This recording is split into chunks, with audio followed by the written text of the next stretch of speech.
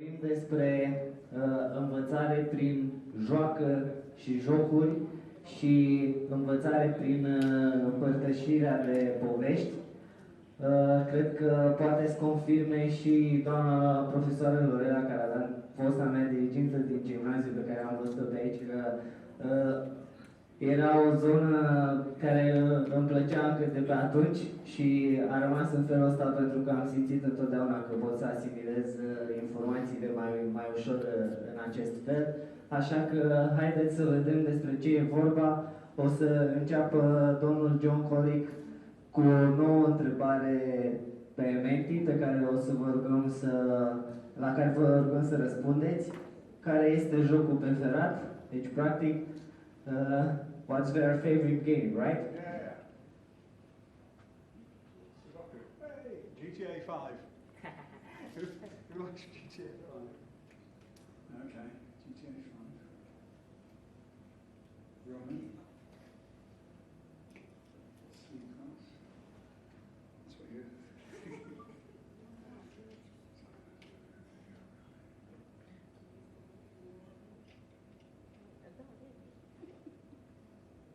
What Sudoku fans?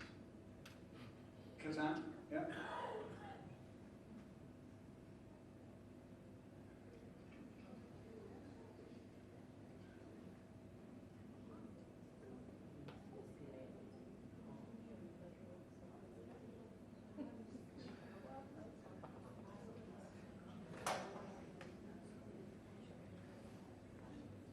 Solitude. FIFA.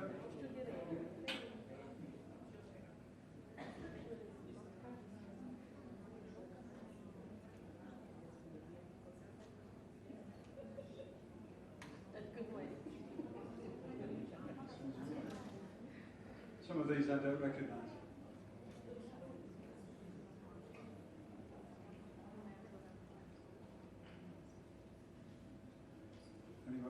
Any others? Warcraft. Oh, Warcraft 2.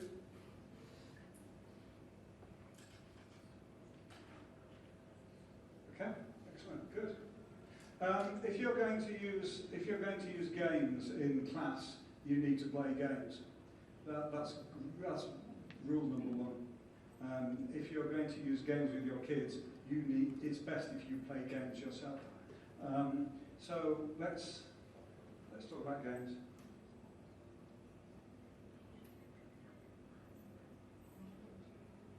Excellent, cool, excellent. Games and storytelling. This is the last of the three things I'm going to talk about. Do you remember Pokemon? You remember Pokemon? Yes. Yeah. My kids loved Pokemon. Do you know how many Pokemon there are? How many Pokemon? Is it like 580 Pokemon? My children knew the names of every single Pokemon. They knew the powers of every single Pokemon. That's the periodic table of elements. You know I'm going with this, don't you? 118 elements. Every element has a name, every element has a power. Every Pokemon has a name, every Pokemon has a power. 500, maybe 600, 118. Guess how many children in the world, when Pokemon was popular, knew the name of every single Pokemon? Guess how many children in the world know the name of every element and its powers? I'm going to show you two. I'm going to show you two statements. Gallium is a post-transition metal that melts at 30 degrees. That's a statement about an element, the element gallium and its power. Ponyta is a fire Pokemon that evolves into Rapidash. Every child on the planet knew that.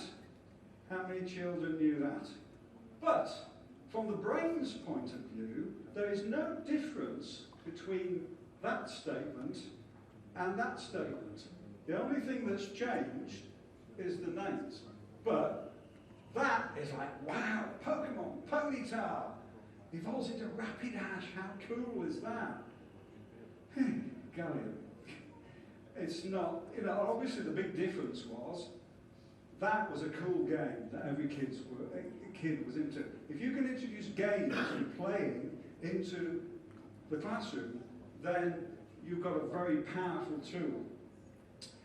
And that's, again, going back to neuroscience, basically all higher order mammals learn by playing. If you're a cat or a dog, if you're a lion, if you're a human, you learn by playing. We are designed to learn by playing. But in school, what do? School is for learning, and playing is for outside, in the playground. We've got a big problem because our education systems are not using the most powerful way of learning that is hardwired into our heads. The other thing, and this goes back to a question I answered at the beginning of the last session, failure. Now, there is a chemical inside your head called serotonin. And serotonin is, I like to think of it, it's like the oil in a car engine. The oil in a car engine helps the engine work better. Serotonin helps the brain learn better. If you have more serotonin in here, then your ability to learn increases. If you try something and fail, your serotonin increases. If you try something and succeed, your serotonin, yes, it goes up. But if you fail, your serotonin goes right up. So if you try something and fail, your ability to then learn just after is hugely increased. That is why failure is so important. Trying and failing. If you try and fail, your serotonin goes up. It's the best way to learn. How did you learn to walk? How did you learn to walk? You got up, you fell over. You got up, you walked, you fell over. You got up, you fell over. You got up, you fell over. You tried and failed and tried and failed and tried and failed until eventually you got it right. When you're riding a bicycle, how many times did you fall off your bicycle before you learned to ride a bicycle? Same principle. Now, this is very interesting because if you try and fail, your serotonin increases. If you watch somebody else try and fail, their serotonin goes up, your serotonin also goes up. So watching other people fail also increases your intelligence. Now in school, failure traditionally is bad. You got it wrong. 3 out of 10. Stupid boy. Okay, it's seen as negative. But in fact, there is one thing that young people love to do where they fail all the time. And they love it. Failed, you died. Failed, game over, try again. You failed. Playing games. Kids love to play games, and if the game is too easy, they get bored. This is Hello Scolo. She is a YouTube streamer. She plays games on YouTube badly. And people watch her. She's got hundreds of thousands of people who watch her play games and fail. And they love it. It's addictive. There are other people like her. Watching people play games and fail is really, really powerful. It taps into something inside our head. Have you ever heard of Flappy Bird? Has anybody here ever heard of the game Flappy Bird? Flappy Bird was a game for the phone that was deliberately designed to be the most impossible game to play. It was hard, it was impossible. It was designed as a joke, but it became, for about a month, the most popular game in the world. Everybody wanted to play Flappy Bird, even though they knew they would never win. So failure is really important. Playing games also, particularly playing board games at a young age, it teaches you really valuable life skills. For example, learning to play games with other children teaches you how to socialize. It teaches you how to agree and follow rules. It teaches you about the idea of being fair and taking turns. Very, very, very powerful. Getting kids to play games from a young age in kindergarten will teach them fundamental life skills, very important life skills. Chess. This is where it gets a little bit problematic. There is a strong belief in the world that playing chess makes kids more intelligent. And there was some research done on this. In 2016, there was some research where they got a load of kids to learn to play chess, and they wanted to see if that would affect their maths scores or their ability to do science. What they found was that learning to play chess did not have any impact on their ability. It didn't improve their maths, it didn't improve their ability to program. The problem you have with games like chess, and chess is popular in schools, in the UK it's popular in schools, but the problem with chess is that if you learn to play chess well, that's all you learn. You get better at chess, but you don't get better at anything else. They're not transferable skills. The other problem, and this is a big problem, if I play chess with you and I win and you lose, that's because you have made a mistake. Chess, it's all about getting your opponent to make a mistake. So it's quite a negative game. It's quite a negative game. And it's great for the winner, but it doesn't help the loser feel good about themselves. It's quite stressful in that respect. And the other thing also is that traditionally it tends to exclude girls. You try and get girls to play chess, but it's usually boys. It's best to kind of avoid games like this. You want to have games that have a random element. If you're going to use games in the classroom, you have to use games where there is a random element. Where if you win or lose, it's influenced by something that is out of your control. It's a random throw of the dice. Because that means if you fail, it's not because you're a bad person, it's because you can just have an unlucky roll of the die. So it's quite important using games in the school, in the classroom, to have ones that have a random element. There's a whole range, somebody mentioned Catan. These games are very good. These are called Euro games or Eurospiel. And these are all cooperative games. There's hundreds of these. These are perhaps the two most famous, Catan, Forbidden Island. And these games are different because you don't play against each other. They're cooperative games. You're learning cooperation, how to solve a problem together. And there are electronic versions of these that you can play on iPads or phones or computers with multiple players. And to my mind, these are the best kind of games if you're looking at using board games in the classroom. If you're going to introduce games into the classroom, rules should not take any longer than 5 minutes to learn. That's from a class management point of view. If a teacher has got to stand in front of the class for 30 minutes explaining how to play the game, all the kids are going to get completely bored and not interested. 5 minutes. Educational computer games.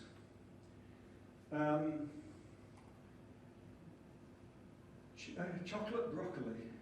Does anybody here like broccoli? Hands up if you like broccoli. Hands up if you hated broccoli when you were a child. When you were a child, did you hate broccoli? Okay. A lot of kids don't like broccoli. So the idea of chocolate broccoli is you take something that kids don't like and you cover it in chocolate. And the idea is you fool the kids that actually, you know, it's not broccoli, it's chocolate. That's what most education computer games are like. That's the problem with education computer games like this. What they do is they take things, something like maths, and they, pretty colours and cartoons, and they try and make it interesting, but kids are not stupid. They know that that is that. The other problem you have is when a child is at home and they're supposed to be playing this, they usually end up playing this. That's the problem that education games have. What are you doing? I'm playing an educational game. Oh, really? Not really. They're playing this. And you can understand it's a problem that educational games have. Join the dragon lords and fight against the wizards and drive out the evil from the kingdom of Tamariel. Put the socks in the right order and you can ride the magic boat to Trigonometry Island. Yeah, exactly. That is my favourite educational computer game of all time. That is such a cool title. Algebraic Reasoning at the Sweet Shop. I have no idea who thought of that title. I don't know how many copies they sold, but that's another perfect example of chocolate broccoli. So games, computer games. One type of game that is quite useful, computer game for getting kids to cooperate with each other, are what are known as massively multiplayer online role-playing games, or MMORPGs. Now, with a massively multiplayer online role-playing game, you log on into a shared universe, and you play it with other players. Anybody here play World of Warcraft? Somebody mentioned Warcraft. Oh, there we are. There's one person who plays World of Warcraft. This is the most famous one. It's called World of Warcraft. When you play it, you are playing with, on average, 236,000 people from all around the world in the same universe.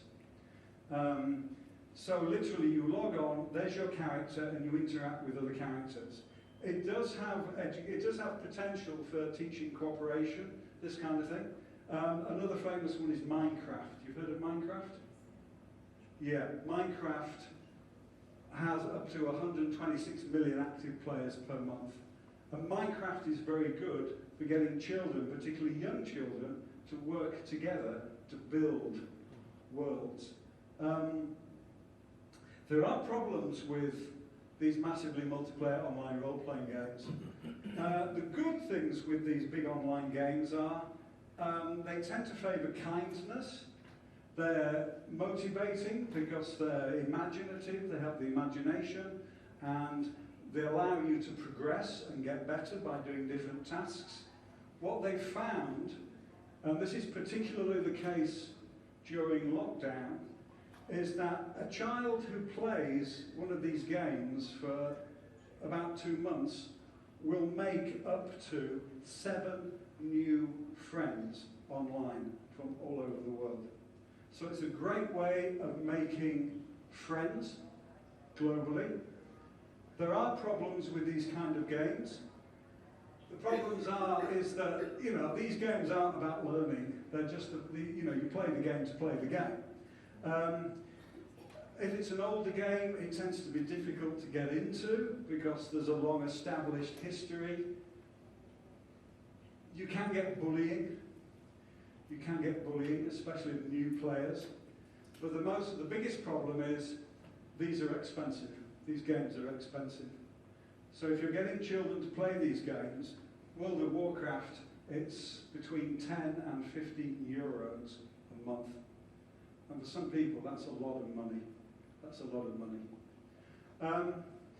But what has happened, what we have seen in the last few years is the popularity of what are known as role-playing, pen and paper role-playing games. The most famous of which is Dungeons and Dragons. Has anybody here ever played Dungeons and Dragons? Or any role-playing games like Dungeons and Dragons? Okay, I highly recommend you start playing. how do they work? These are cooperative games.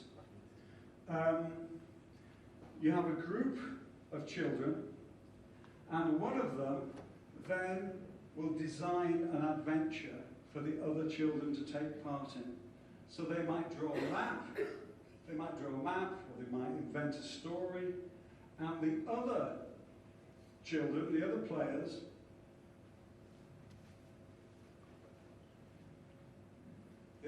become characters. And then what they will do is they will take part in group storytelling. It's group storytelling. And they will go on an adventure in this world that the Games Master has created. These are fantastically imaginative games. They're not expensive, and they are a great way of encouraging imaginative play.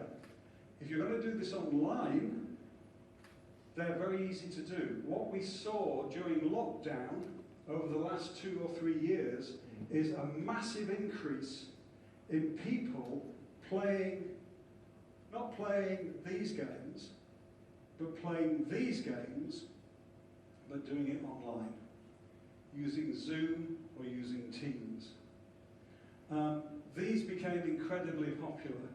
My daughter was playing it, I was playing it, a lot of people we knew were playing it, a lot of people we knew's children were going onto Zoom or Teams, and they were playing these imaginative storytelling games.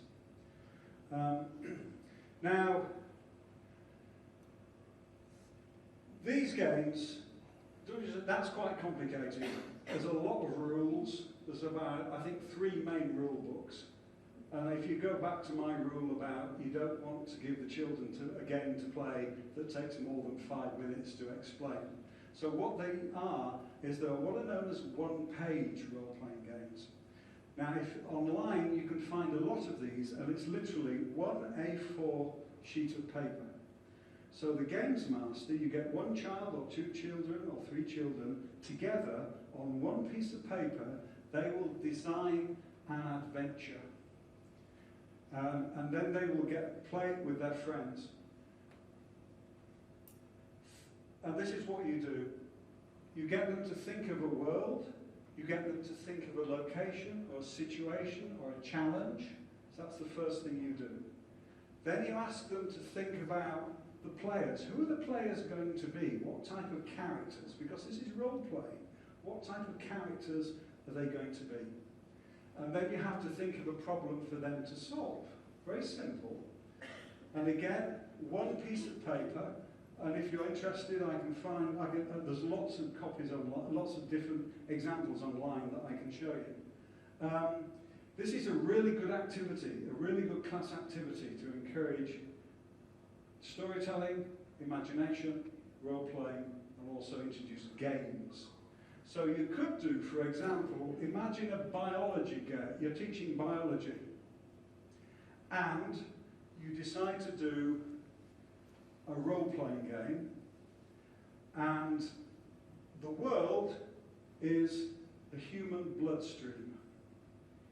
So your imaginative game takes place inside the human bloodstream. And think of the roles for player.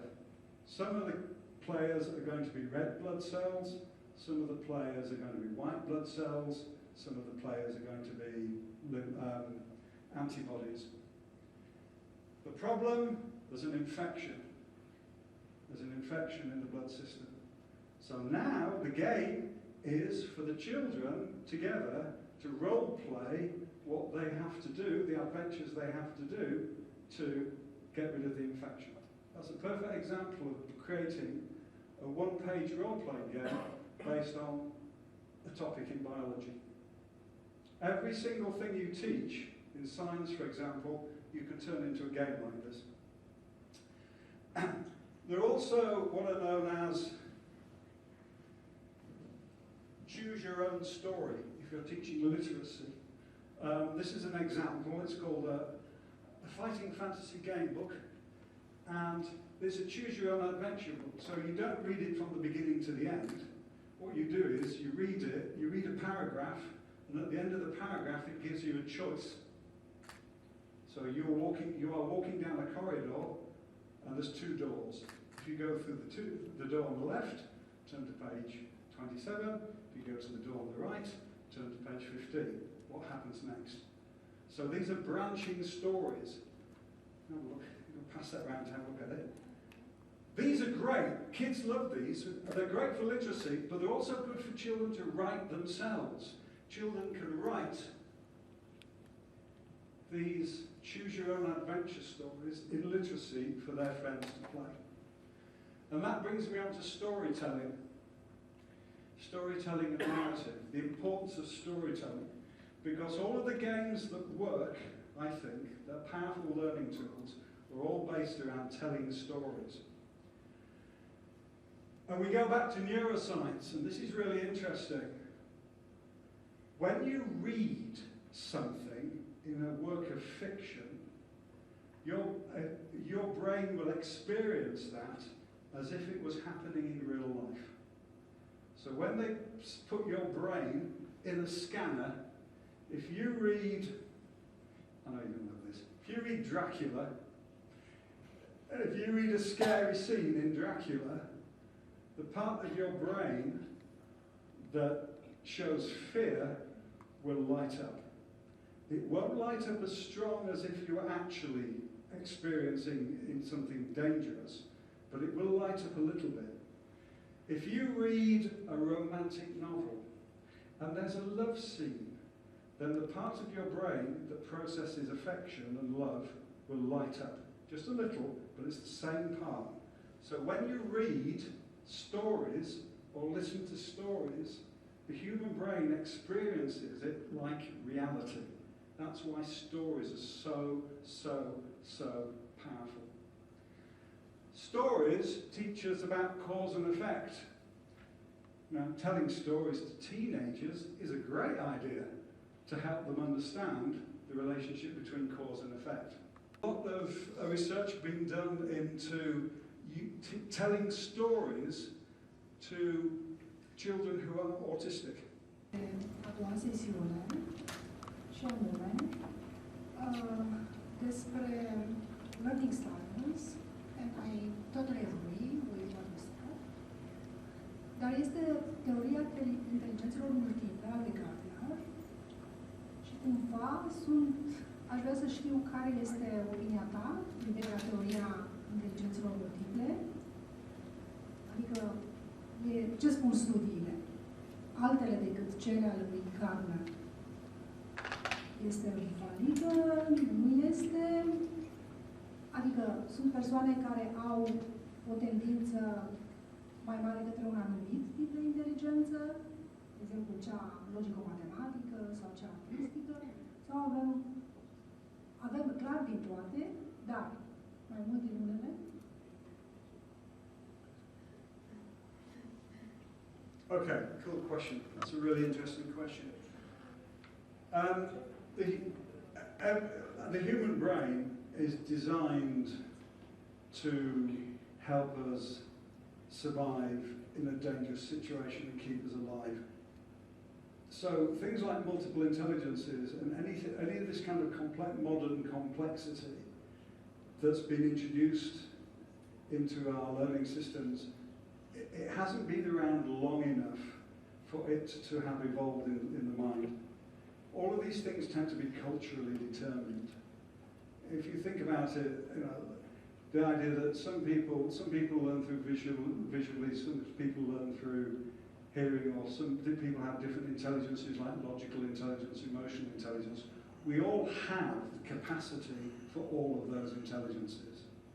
Depending on how we are brought up, depending on what our family life is like, depending on whether a boy or a girl.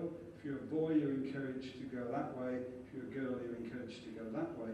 All of these things mean that by the time we get to school, some parts of our intelligence may have been allowed to develop more than others, for whatever reason. But it's all cultural.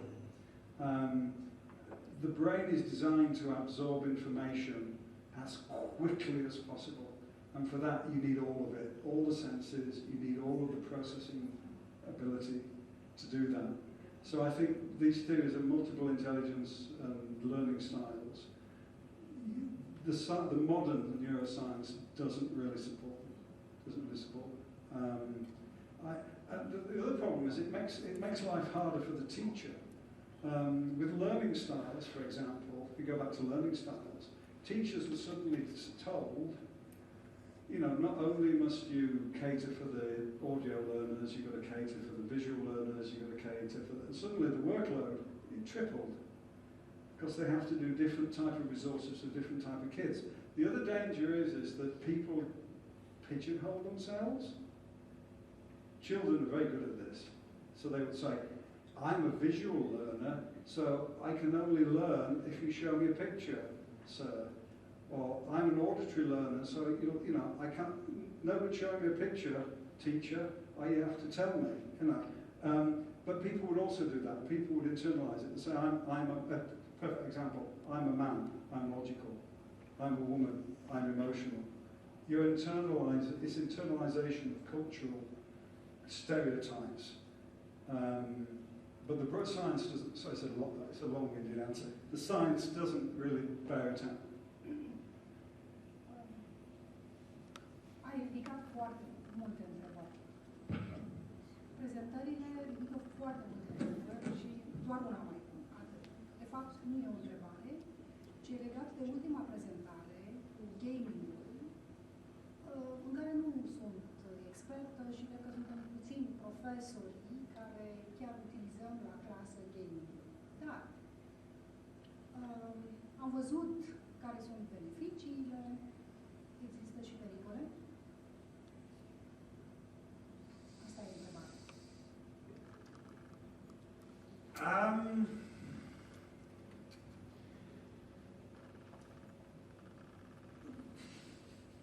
That's a good question. Are there dangers in playing games? Are there dangers in playing certain types of computer games? Certain types of computer games I would not want kids to play for a whole bunch of reasons. I think that the problem you have with computer games is it's one child, one computer. And a child sitting in their bedroom for hours and hours and hours and hours and hours staring at a computer screen is not healthy. That's why personally I favour cooperative games with real people. I think that there are health issues to do with using overuse of technology. I think that's the only danger that I see. And there are games, so for example, some of the games that I talked about last night, but the massively multiplayer online role-playing games, you do get bullying. You have to be careful. If you're using those kind of games, even Minecraft, you have to make sure that there is, first of all, the children are taught appropriate behaviour. And secondly, there are moderators, ideally responsible adults, who will police the game to make sure people don't get bullied. With Minecraft, it's not so much of an issue, but in things like World of Warcraft or EVE Online or other games like that, it is a bit of a problem. It is a problem. And they try and stop it, but you have to be careful. I hope that answers your question. Any other questions? Well, thank you very much. You've listened to me for a very long time. I'm very grateful. Thank you very much. I hope I managed to give you some ideas. If anybody wants to talk to me later, or you can get my email address, and I'm happy to help and support if you want to use any of these things or anything to do with Promethean and Promethean technology or education that I can help with. I'm happy to help. So thank you very much.